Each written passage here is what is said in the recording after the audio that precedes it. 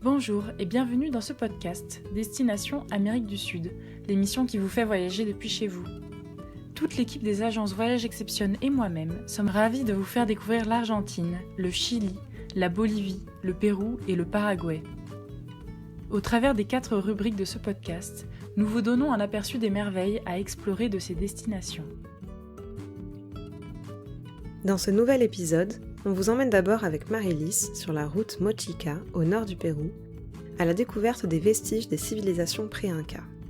Ensuite, c'est Fabien qui nous explique tout sur un sport devenu emblématique en Argentine, synonyme d'élégance et de tradition, le polo.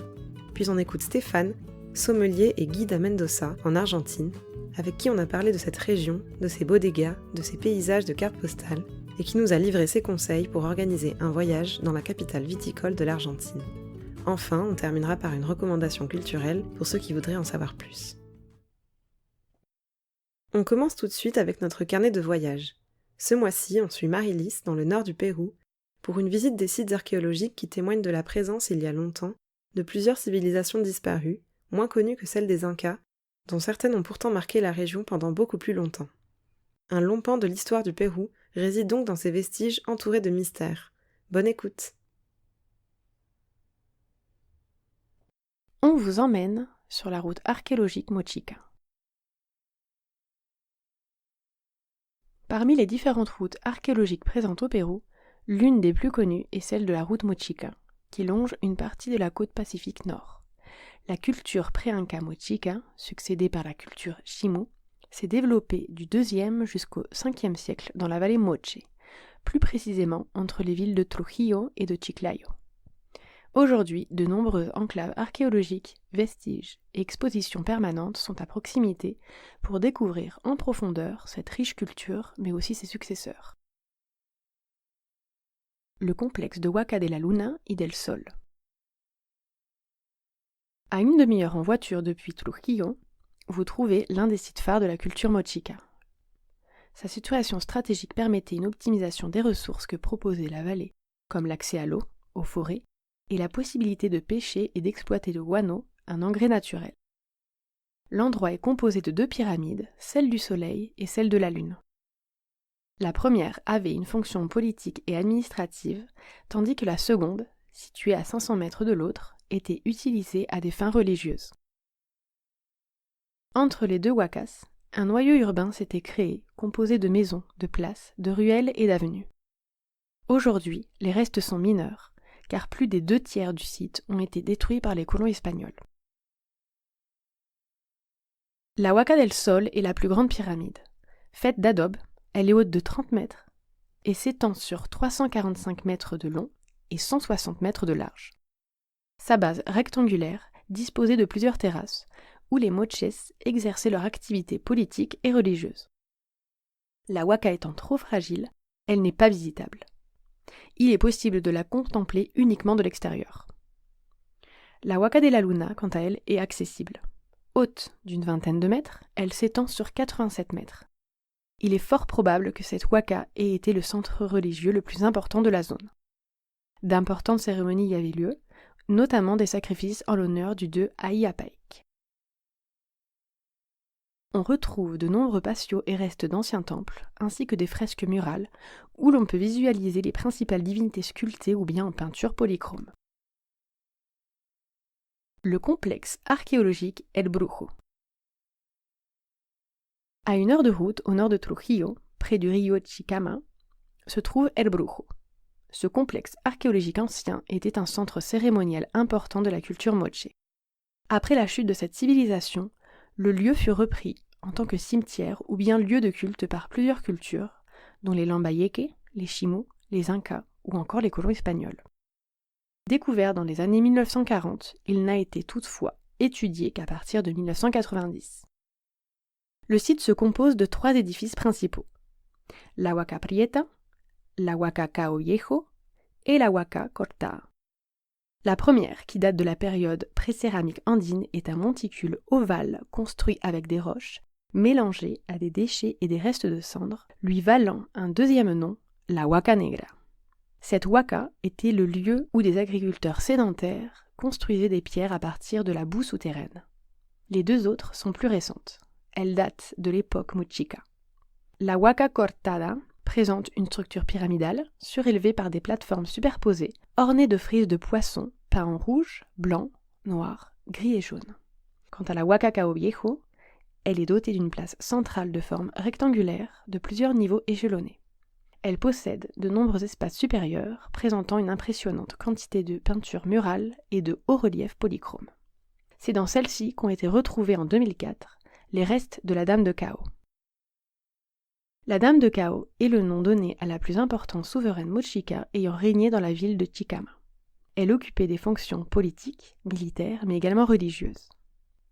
Des traces de tatouages zoomorphes et géométriques ont été retrouvées sur plusieurs parties de son corps, propres aux personnes de rang social élevé et aux chamans de l'époque.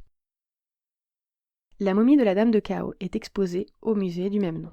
Ornée de textiles et de bijoux précieux relevant de son importance, elle est la preuve que des femmes pouvaient occuper d'importantes fonctions dans l'organisation sociale des cultures préhispaniques. Cité de Chan Chan. Pour parfaire vos découvertes sur l'archéologie précolombienne, la cité de Chan Chan est un incontournable. Située à 5 km de Trujillo, Chan Chan était autrefois la capitale du royaume Chimor, culture qui s'est développée après la chute des cultures Wari et Moche entre le 8e et le 14e siècle. Déclarée depuis 1988 au patrimoine mondial de l'humanité, elle est la plus grande citadelle en adobe du continent, étalée sur presque 28 km². Chan Chan abritait plus de 50 000 personnes, réparties dans 10 citadelles fortifiées. De grandes rues séparaient les différents quartiers. Les bâtisses, ornées de hauts reliefs sculptés, sont faites de boue, d'eau, de coquillages et de jus de cactus. Son système de stockage ingénieux dans des grandes salles de boue lui a permis plusieurs fois de survivre au phénomène météorologique des El Niño.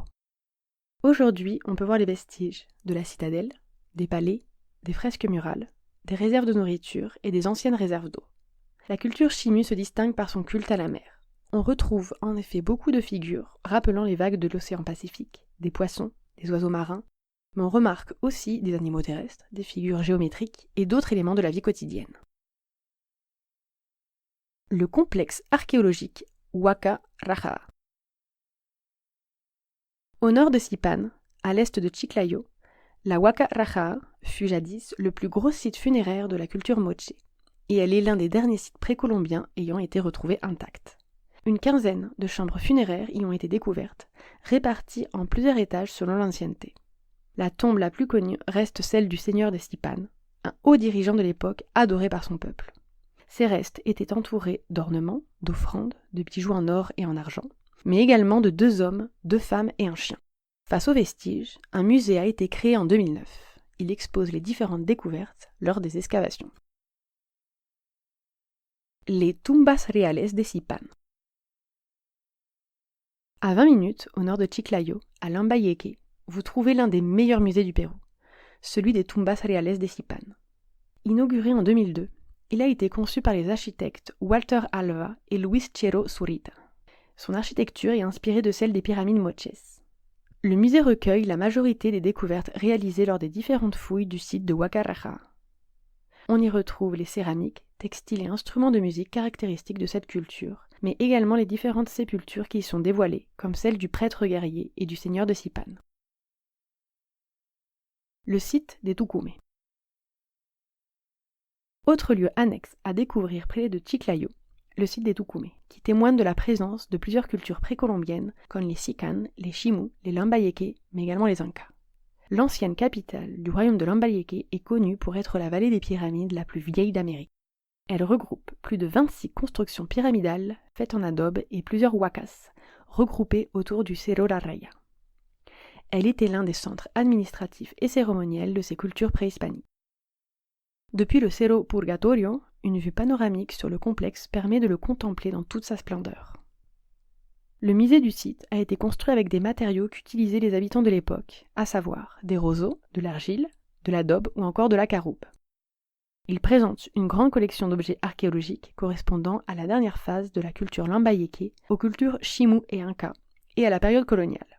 Le site des Tucumés est un lieu mystique. De nombreux chamans de la région se réunissent chaque année durant le mois de septembre pour effectuer diverses cérémonies et invoquer les divinités. Vous l'aurez compris, l'histoire du Pérou est aussi complexe que fascinante. Visiter ces vestiges vous plonge dans plusieurs parties clés de son histoire, et parcourir la route Mochica vous permettra de réaliser amplement la grandeur des cultures pré-Inca.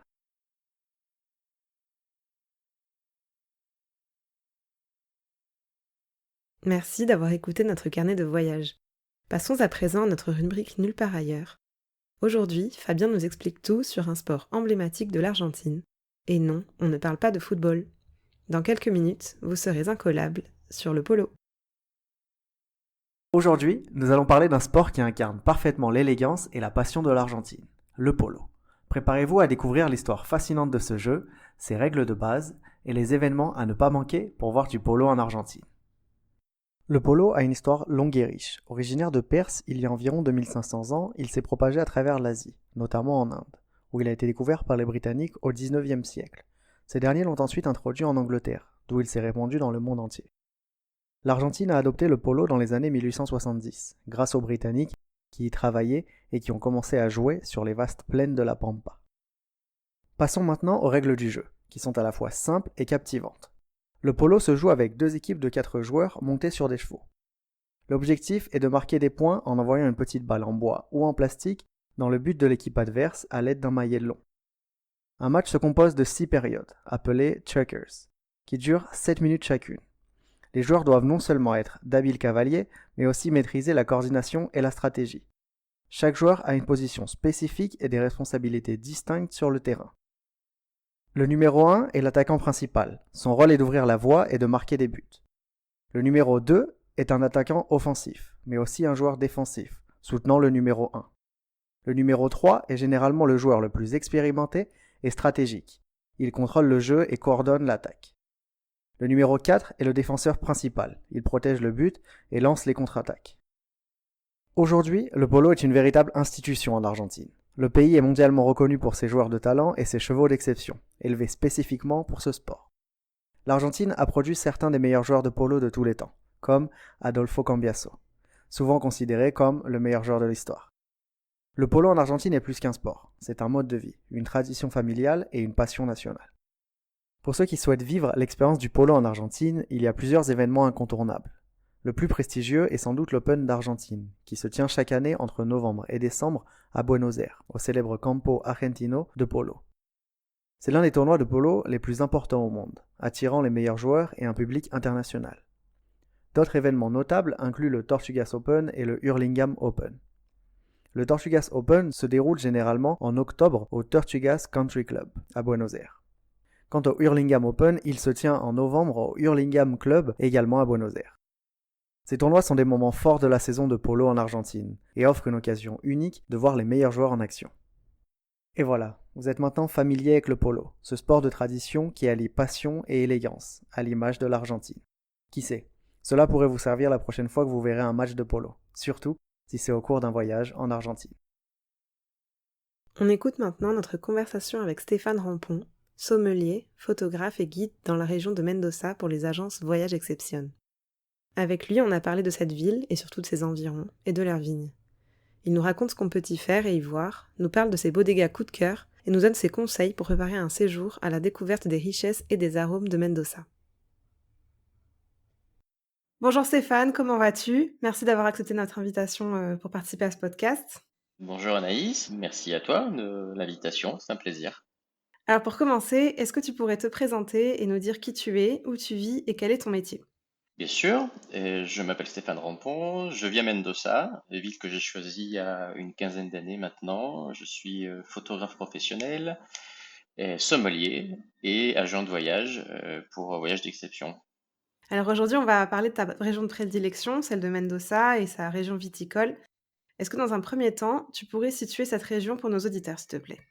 Ouais, bien sûr. Alors Mendoza, c'est la quatrième ville du pays, qui est une ville située tout à l'ouest de l'Argentine, au pied des Andes principales, à environ 1000 km de Buenos Aires, un petit peu plus au nord. C'est une province andine, assez grande, avec 2 millions d'habitants environ. Et nous avons comme voisin, au sud, la Patagonie. Au nord, la province de San Juan, un peu plus haut, la Rioja, et puis on remonte jusqu'à Salta ensuite.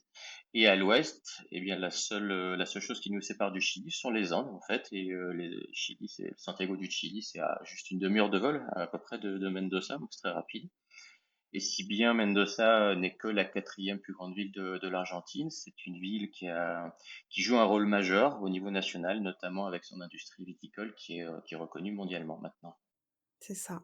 Alors, est-ce que tu pourrais nous présenter cette zone de Mendoza dans les grandes lignes, nous parler un petit peu de son histoire, de ses spécificités en termes de paysage? Tu nous disais donc que c'est au pied des Andes. Qu'est-ce que ça implique au niveau du climat et nous parler un peu des habitants aussi.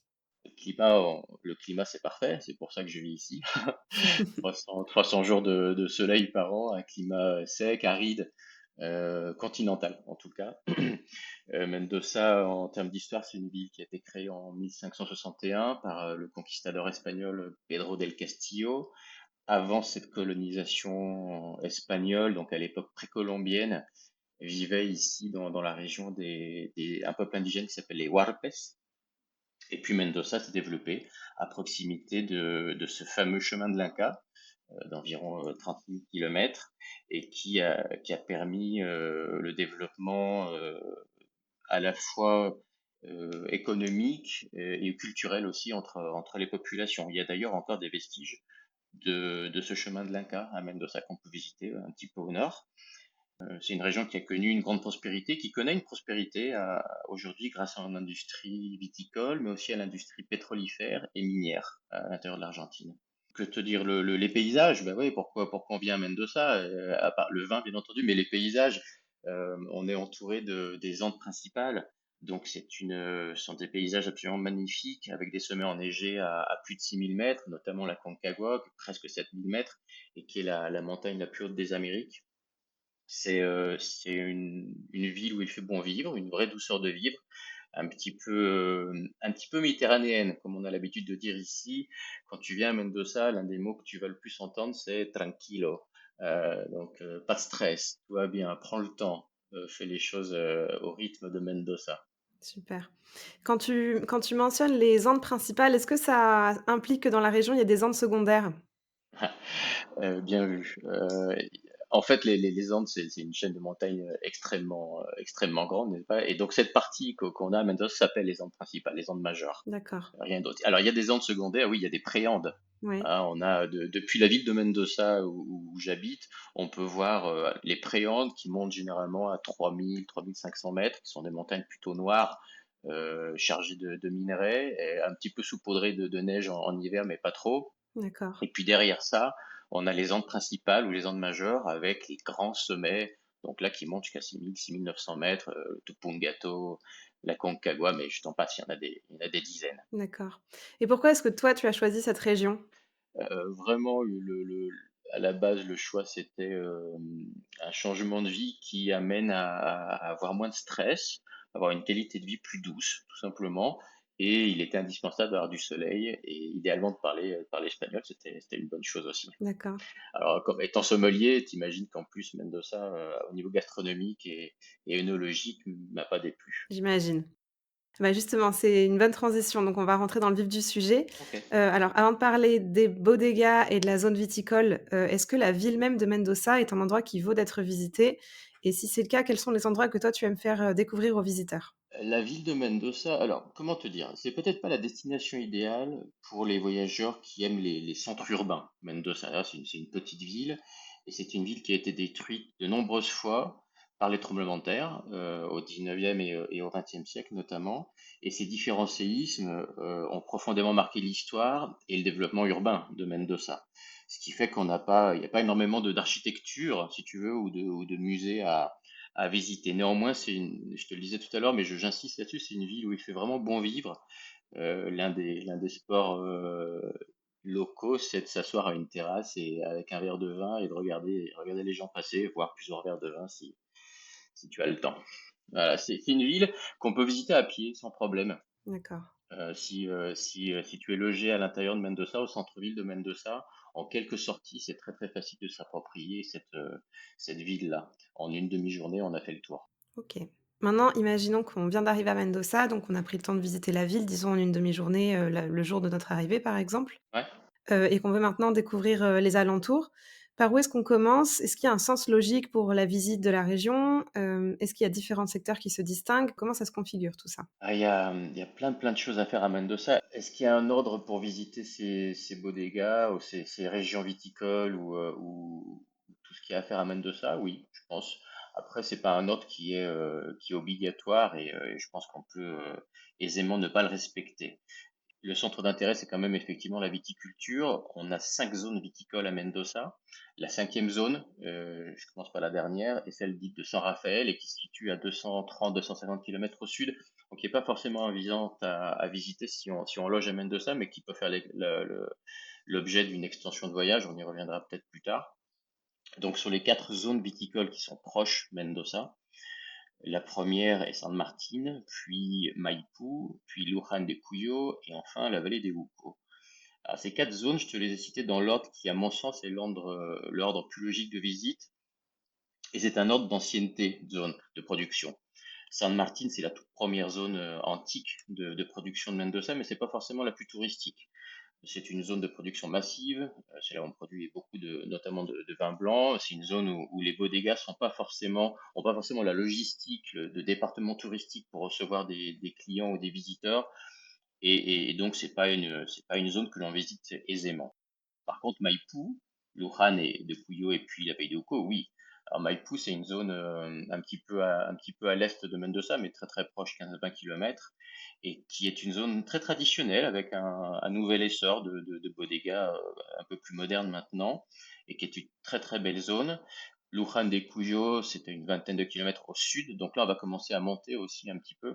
Et Luján de Cuyo, c'est aussi une zone avec de nouvelles bodegas, de nouvelles indications géographiques comme Las Compuertas, Vistalba, très belle région, déjà un petit peu plus proche des Andes, avec des très beaux paysages, des vues incroyables sur les montagnes, et puis un très grand essor sur la partie gastronomique, avec des bodegas qui ont des étoiles Michelin, des chefs connus.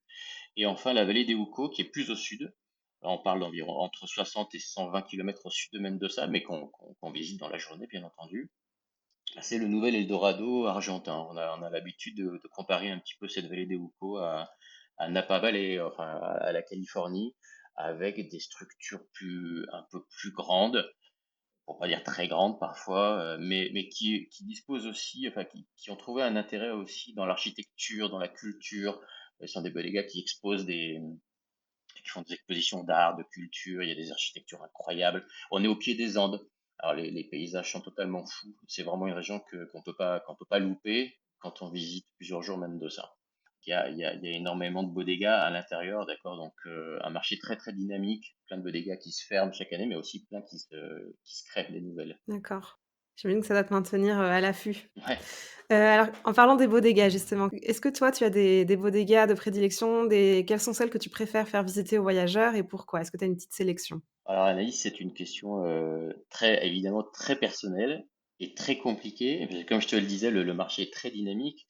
Sur ces 1500, il y a 1500 bodegas à Mendoza, plus ou moins, d'accord, et sur ces 1500 bodegas, il n'y a pas de chiffre très officiel, mais sans doute on peut en visiter environ 300.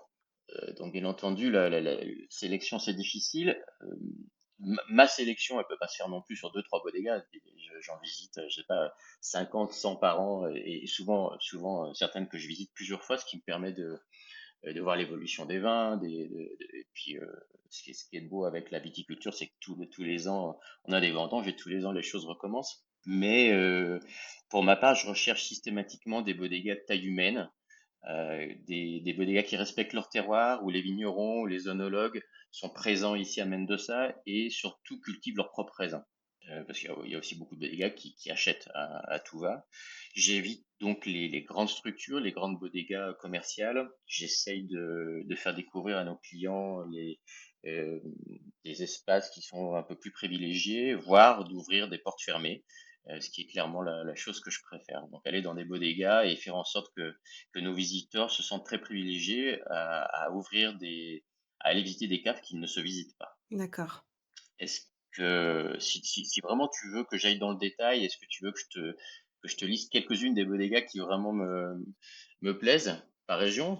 Peut-être celle qui aussi, au-delà de la qualité des vins et du respect des vignerons pour le terroir, Ouais. qui ont aussi des points de vue ou des choses intéressantes à faire, Ouais, tu vois? Pour des gens qui veulent goûter, mais aussi voir, qui ont, je sais pas, une belle situation géographique. alors, soyons clairs, Anaïs, c'est tout l'intérêt de Mendoza, justement, c'est que toutes les bodegas, mais alors vraiment toutes les bodegas de la vallée des Uco, de Luján de Cuyo et une bonne partie de Maipú ont des vues absolument hallucinantes. OK. Vraiment. On n'en revient pas. Il y a très très peu de vignobles dans le monde. Alors les vignobles sont magnifiques en France.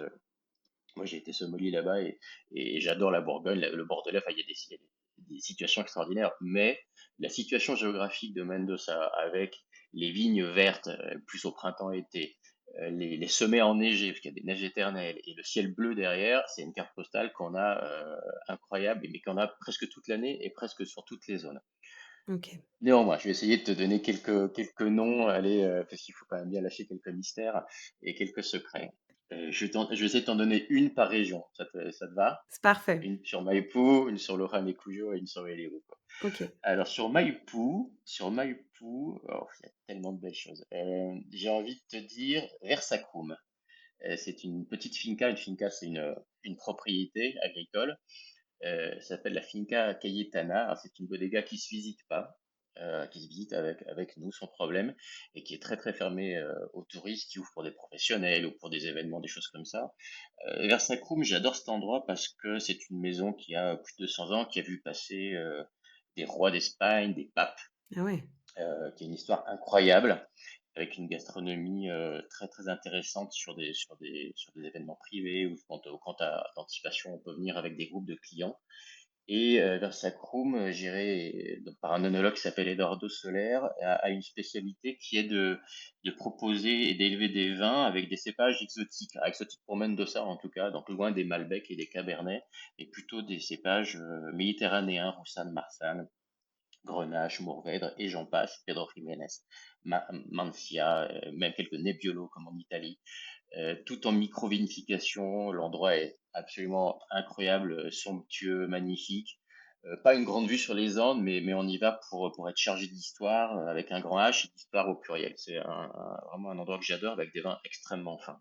D'accord. Sur Maipú. Ensuite, sur Luján de Cuyo, alors là aussi la liste est tellement longue. Et j'ai envie de te dire Kaelum. Kaelum, c'est une petite structure qui a le nom d'une constellation qui se trouve sur la route, donc cette route qui va de Mendoza et qui nous amène jusqu'au Chili. Et Kailum, c'est une petite structure familiale qui a une production notamment de vin blanc extrêmement fin. Souvent, on a considéré l'Argentine plutôt sur la partie des vins rouges, le fameux Malbec.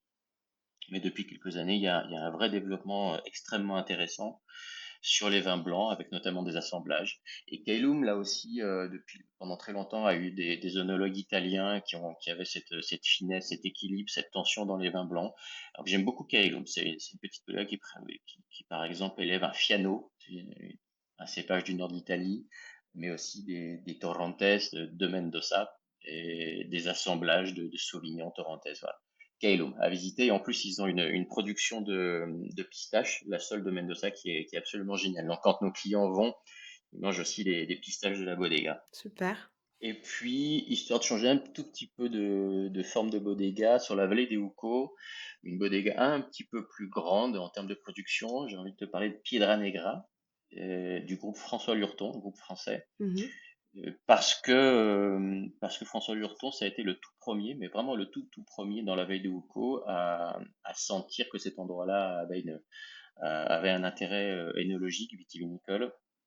Et donc, il y a 30 ans de ça maintenant, est arrivé là-bas et a tout fait, a créé les routes. Il y avait pas de route, il n'y avait pas d'asphalte, il n'y avait pas d'eau, il n'y avait pas d'électricité. Donc, il a ouvert tout ça, il a créé cette bodega. Maintenant, la zone est truffée d'autres bodegas et établissements vinicoles. Et Piedra Negra, c'est sans doute une des bodegas que je préfère visiter tout au long de l'année, avec un grand portfolio de vins blancs, de vins rouges, d'assemblage, des vins extrêmement élégants, et des vintage, enfin des années en plus, des vieilles années qu'on peut aller déguster, parce qu'à Mendoza, c'est pas trop dans l'esprit les gens boivent et ne gardent pas en général. Donc là, on a accès à des vieux millésimes, ce qui est intéressant. Une touche française dans l'élaboration, très clairement, et une bodega un petit peu plus importante en termes de production. On parle d'1 million de litres. Alors peut-être que pour les personnes qui vont nous entendre, c'est beaucoup. En fait, pour Mendoza, 1 million de litres, c'est encore dans la tranche dite des petites bodegas à taille humaine. En l'occurrence, Piedra Negra, tout est vendangé à la main, tout est vinifié avec grande précision et tout est bio en plus malgré la production d'1 million.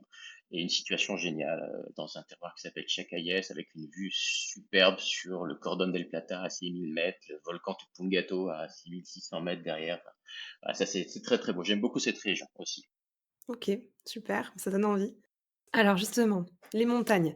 Si on est de passage dans la région de Mendoza, mais qu'on n'est pas un passionné de vin, est-ce qu'il y a dans les alentours des excursions intéressantes au-delà des visites des bodegas? Ah oui, évidemment. On peut passer 1 semaine à visiter les bodegas, hein. Sincèrement, tu auras compris que vu le nombre et vu la passion qu'on a ici, j'aurais aucun souci à te faire découvrir des bodegas pendant 7 jours. Néanmoins, c'est une destination pour plein d'autres choses. Bien entendu, on peut pratiquer des randonnées pédestres, du trek sans problème. On peut pratiquer des randonnées équestres. On appelle les Gaucho Day, où on va passer une journée dans les Andes ou les Préandes, parce que les Préandes, c'est déjà 3 500 mètres, hein, avec un gaucho authentique à cheval pour vivre un peu sa passion, sa forme de vie au quotidien, tout simplement. Il y a aussi pas mal de possibilités de tourisme d'aventure. Pour les amateurs d'associations fortes, on est à côté du Rio Mendoza, la rivière Mendoza, qui est très très bonne pour tout ce qui est kayak, rafting, on a des parcs à arbres, du parapente, tout est possible à Mendoza sans problème. D'accord. Alors, chez Voyage Exception, on aime encourager nos passagers à prendre leur temps et à réduire l'avion au maximum pour optimiser les déplacements et approfondir le plus possible les régions visitées. Avec Mendoza et la région des vins, il y a plusieurs options pour faire un combiné avec d'autres régions intéressantes et même d'autres pays puisqu'on est proche du Chili. Est-ce que tu peux nous parler des options pour la combiner avec les régions voisines et avec le Chili sans passer par la case aéroport? Ouais, évidemment, on peut facilement, Mendoza a une belle position géographique pour ça. On peut facilement rejoindre d'abord les régions de Patagonie au sud, puisque la limite de Mendoza, c'est quand même une province très très grande, hein, Mendoza, du nord au sud. C'est 25% de la France, la taille de Mendoza. Voilà, pour donner un exemple, même si tout est toujours démesuré en Argentine. Donc juste au sud de Mendoza, on a la Patagonie. Et alors depuis Mendoza centre, pour aller jusqu'à Bariloche par exemple, on passe par la route 40 et on va traverser cette zone extraordinaire qui est Malargüe, qui est un village de Mendoza, une ville de Mendoza. Et depuis Malargüe, on peut rayonner facilement 4 5 jours avec des excursions hallucinantes, totalement uniques en Argentine. La première chose qui me vient à l'esprit, c'est la Payunia, le parc au volcan, la plus grande concentration sur Terre de cônes volcaniques, 800 volcans, 300 000 hectares de pampa negra, de cendres, c'est absolument hallucinant, c'est des paysages uniques au monde, assez peu connus. Néanmoins, Malargüe essaye depuis quelques années de faire en sorte que ce parc soit inscrit au patrimoine mondial de l'UNESCO, Humanité, pour qu'il soit un petit peu plus valorisé. Mais là-bas, on peut rayonner, aller à Las Leñas, qui est une station de ski hyper connue, à Valle Hermoso, qui est magnifique.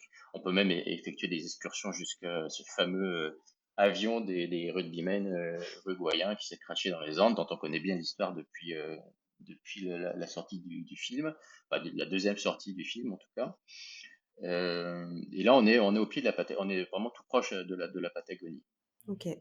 Au nord de Mendoza, donc de l'autre côté, eh ben, on a la possibilité en voiture d'organiser des road trips de 2, 3 jusqu'à 15 jours. Alors, au tout début, San Juan La Rioja, avec ces deux fameux parcs très très connus des Français, enfin des francophones, que sont Ichigualasto, plus souvent appelé la vallée de la Lune, et Talampaya, qui est un parc national dans La Rioja. Les deux parcs sont au patrimoine mondial de l'UNESCO pour leur découverte de fossiles de dinosaures qui sont absolument uniques sur la planète aujourd'hui. Et puis ensuite, on pourrait même continuer jusqu'à Salta, hein, sans problème, en traversant les régions de Catamarca, qui est à mon sens une des provinces les plus belles d'Argentine, mais très peu connue, avec moins d'infrastructures moins de logistique, mais on peut sans problème, avec un 4x4 de Mendoza, organiser des road trips sur 10, 12, 15 jours qui montent jusqu'à Salta, incluant toute la visite de Salta, par exemple. Et puis tu parlais du Chili, effectivement, on est juste à côté, même si on a quand même un obstacle important entre les deux, ce sont les Andes.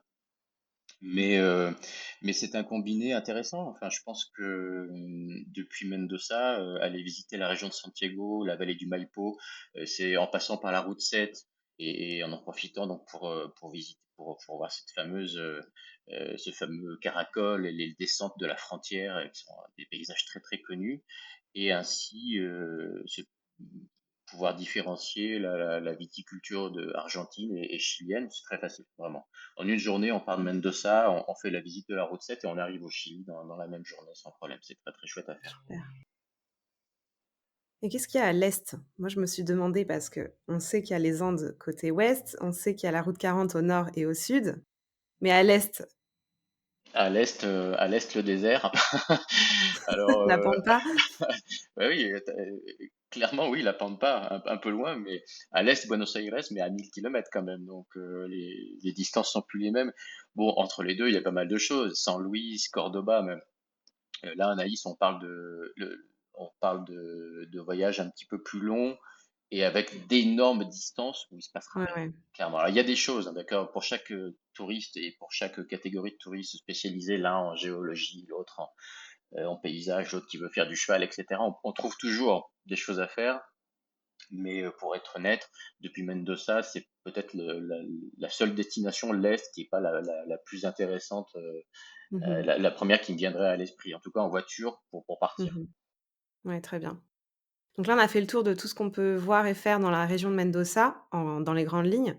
Pour faire tout ça sans se presser, quel minimum de nuits tu recommanderais sur place? Et combien de nuits pour un séjour confortable pour ceux qui veulent prendre le temps sans faire de concessions? Eh bien, je te dirais qu'un minimum de 3 à 4 nuits, ça me semble obligatoire pour Mendoza. Enfin, moins que ça, c'est impossible. Je me rappelle quand je suis arrivé à Mendoza il y a 15 ans, on avait l'habitude de dire il faut 2 nuits, une journée tu fais les bodegas et une journée tu vas visiter le parc Aconcagua, les Andes. Bon, honnêtement, le tourisme s'est développé de manière très très importante et non, c'est pas suffisant. Il faut 3 nuits, je pense vraiment un minimum. OK, Et puis, si tu veux le faire de manière plus confortable, 5 6 nuits, c'est sans aucun problème. d'accord. Après, si tu veux combiner avec le sud, qui est toujours Mendoza, donc Malargüe, et entre autres la Pajunia ou la Laguna del Diamante, qui est une des paysages extraordinaires, mais qui sont ouverts que quelques mois par an, eh bien, je te conseille entre 8 et 10 nuits facilement pour pouvoir faire le tour de la province de Mendoza de manière sympa. D'accord. Quel est le niveau de l'hôtellerie et puis est-ce qu'il y a beaucoup d'offres hôtelières dans la région? Ah oui, excellent, bien sûr. Est-ce que, par exemple, on peut se loger dans des bodegas? Ouais, on peut se loger dans des bodegas, en effet. L'infrastructure hôtelière est très très développée. Et puis pour tous les budgets, hein, de l'auberge de jeunesse jusqu'au resort de grand luxe, on a un relais château aussi. Beaucoup de bodegas, notamment dans la Baie de Uco, mais aussi un petit peu sur Luján de Cuyo, qui se sont spécialisés depuis quelques années, en effet, à offrir des chambres, pas des chambres d'hôtes, on parle bien d'hôtels de luxe là plutôt, hein, sur les bodegas, il y a quand même des budgets assez importants et des expériences à couper le souffle. Les paysages en général des hôtels qui sont sur la Baie de Uco, un peu en altitude, au pied des Andes, sont absolument incroyables. Et ne pas oublier la gastronomie, parce qu'effectivement, on a énormément de grands chefs à Mendoza, avec une gastronomie évidemment orientée plutôt viande, mais pas que. Souvent, on parle de l'Argentine pour sa viande, bien entendu. C'est vrai qu'à Mendoza, on n'a pas la mer à côté, donc il nous manque un petit peu la partie fruits de mer, poissons, etc. Mais pour ça, bon, on ira au Combini à Santiago, n'est-ce pas? Mais on a une très très belle gastronomie, très inventive, très créative, notamment dans les bodegas, en effet. D'accord. Alors maintenant, si on parle un petit peu météo, quelle période de l'année tu recommanderais pour visiter la région? Bah, toute l'année, c'est facile. 300 jours, 320 jours de soleil, on a l'habitude de dire ici, donc ça laisse le champ ouvert. Après, même si on a tout le temps du soleil, c'est vrai qu'on a quand même des saisons marquées, ce qui est plutôt sympa. On a un hiver froid, un été très chaud, très très peu de précipitations, hein, pour que les gens comprennent bien. Mendoza, c'est 220 ou 250 millilitres de précipitations annuelles, ce qui est absolument rien du tout. Il y a des années comme les années où les courants d'El Niño viennent un petit peu perturber ça, par exemple. Mais si je dois choisir un moment pour vraiment voir Mendoza au plus beau, je te dirais le printemps et l'automne, d'ailleurs, les intersaisons. Alors le printemps, donc le printemps argentin, c'est octobre, septembre, octobre, novembre. Et là, on a donc ces paysages dont je te parlais tout à l'heure, hein, des vraies cartes postales avec ces contrastes entre les Andes blanches, le ciel bleu et les vignobles, c'est absolument génial. Et puis des chaleurs tout à fait supportables pour voyager, parce que c'est aussi important. L'été, c'est vrai qu'on a des chaleurs très fortes. Il est pas rare de passer Noël quand même à 45 degrés, hein. Donc on oublie le foie gras et à ce moment-là, c'est plutôt salade de tomates. Et les visites sont pas toujours évidentes quand même en été, il faut être honnête. Les chaleurs sont parfois assez dures. L'automne, ce qui correspond donc ici à avril-mai, c'est une région que j'adore, vraiment. D'abord parce que c'est juste après la forte saison, donc Mendoza est beaucoup plus calme, on a moins de visiteurs, et donc un peu plus de temps pour tout. Et puis les vendanges sont en passe d'être terminées, et donc il y a une belle activité dans les bodegas quand on fait des visites, c'est très très intéressant. Les chaleurs sont super chouettes, il fait 25-30, pas plus, toute la journée, des nuits un peu plus fraîches. Et les paysages sont somptueux parce que aux vignes vertes, bah, on passe aux vignes toutes rouges, ce qui Mm. donne des contrastes absolument magiques aussi. Et l'hiver, parce qu'il faut quand même que je vende Mendoza toute l'année, l'hiver c'est génial parce qu'on a de la neige. Donc on a tous ces touristes qui viennent pour la neige avec 4 stations de ski connues, des randonnées différentes, et puis toujours du soleil, ça c'est clair. En hiver, toujours du soleil, des ciels bleus superbes. Un peu moins d'intérêt dans la visite des vignobles, mais les bodegas, elles sont là, bien entendu, les dégustations se font de la même manière. Voilà, venez n'importe quand. D'accord. Mais on privilégie le printemps et l'automne. Ok. Tu parlais de quelques mois par an pour l'ouverture de la Laguna Diamante, par exemple. Ouais. C'est quand? En effet, la Laguna del Diamante, donc c'est un lac d'altitude qui se trouve au pied du volcan Maipo à 3200 mètres. Et pour arriver à cette lagune, on a 4 heures à peu près de 4x4 en faisant ça tout doux, où on va monter jusqu'à 3700 mètres plusieurs fois, redescendre, remonter. Et cette réserve, parce que ce n'est qu'une réserve pour l'instant, c'est pas un parc ni provincial ni national, c'est une réserve protégée. Elle est ouverte en général aux alentours de Noël, plus ou moins, D'accord. et pour une durée d'environ 3 mois, pas beaucoup plus. Donc, j'ai envie de te dire, janvier, février, mars, mais chaque jour est un mystère parce que chaque jour, la route peut être fermée aussi à cause des conditions climatiques, même en plein été où on a donc 45 degrés de chaleur à Mendoza, pas tous les jours 45, mais souvent entre 35 et 40. Même à cette période-là, il peut neiger évidemment en altitude et avoir des froids et des vents très violents qui nous empêchent de monter. Ok. Alors, à qui recommanderais-tu la découverte de Mendoza et sa région? Et est-ce qu'il y a un profil type de voyageurs qui viennent visiter? Je recommande Mendoza à tout le monde, mais il est évident que souvent on parle de Mendoza pour sa région viticole. Donc les passionnés de vin sont plus que bienvenus ici, avec des profils de vin et de terroirs tellement différents de l'Europe que c'est vraiment et tellement différents des États-Unis aussi que donc c'est vraiment intéressant à visiter. Néanmoins, on accueille avec plaisir les passionnés de grands paysages, les photographes, les géologues, et puis les passionnés de montagne, que ce soit été comme hiver, que ce soit pour les sports d'hiver ou pour la découverte de montagne en été. C'est devenu, Mendoza, une destination aussi très très prisée pour les lunes de miel, avec des voyages vraiment d'exception, là, hein, de très grands luxe et des choses très particulières, très hors normes, et l'organisation de mariage aussi. Grande spécialité maintenant avec des bodegas qui offrent des services all inclusive entre l'hébergement des invités ou des mariés et l'organisation du mariage sur la bodega avec des paysages de fou, du catering, enfin des traiteurs, des grands chefs qui viennent, de la gastronomie. Ça, c'est vraiment un marché très très intéressant aujourd'hui aussi. Que te dire d'autre? Tout le monde est bienvenu ici, hein. C'est une province qui offre absolument tout type de tourisme, réellement. Ok. Famille avec enfants aussi? Ouais, famille avec enfants aussi, Ok. que ce soit pour pour se balader. Oui, parce que les bodegas, évidemment, on a souvent la tendance à dire que c'est pour les adultes, en effet, mais il y a quand même pas mal de bodegas qui accueillent et qui ont des programmes même un petit peu spéciaux pour les enfants. Super. C'est vrai que visiter 3 ou 4 bodegas dans une journée pour un enfant assez jeune, bon, ça peut être un peu ennuyeux. Donc là, dans ce cas-là, on organise des journées un peu différentes avec une demi-journée bodega et puis on la mixe avec une demi-journée un peu plus aventure, que ce soit en vélo dans les vignobles ou à cheval par exemple, où on va à côté du lac de Potrerillos, où on a pas mal d'activités, que ce soit voilier, kayak, tu vois, des choses comme ça. Donc ouais, les familles sont fréquentes ici, bien sûr. Super. Alors, est-ce que tu aurais des conseils plus d'ordre pratique pour les personnes qui souhaitent visiter la région? Très pratique, non, pas vraiment. Ça, amener de la crème solaire et des lunettes de soleil. Voilà. Qu'est-ce que je peux te dire? Oublier la notion de distance. Euh, adapter le rythme mendocino. Ça me semble être le meilleur conseil que je puisse donner. Visiter Mendoza sans se presser et sans stress. Mendoza, c'est une région qui se visite pas au pas de course. Voilà, il faut adopter la douceur de vivre de Mendoza.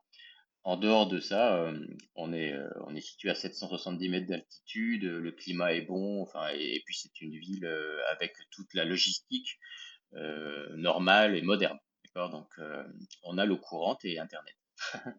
Super. Et ben, c'est la fin de notre entretien. Un grand merci Stéphane d'avoir pris le temps de partager ta connaissance de la région de Mendoza avec nous et avec nos auditeurs. Bah, merci à toi, c'est un plaisir de partager cette destination. J'espère que j'aurais donné envie aux francophones de la visiter. Moi qui voyage depuis 15 ans maintenant en Argentine, en toute honnêteté, je continue, je persiste de penser que c'est vraiment l'une des plus belles provinces du pays et une destination absolument incontournable. Super, mais on garde en tête que c'est à visiter en adoptant la douceur de vivre locale. Fondamental. Tranquillo.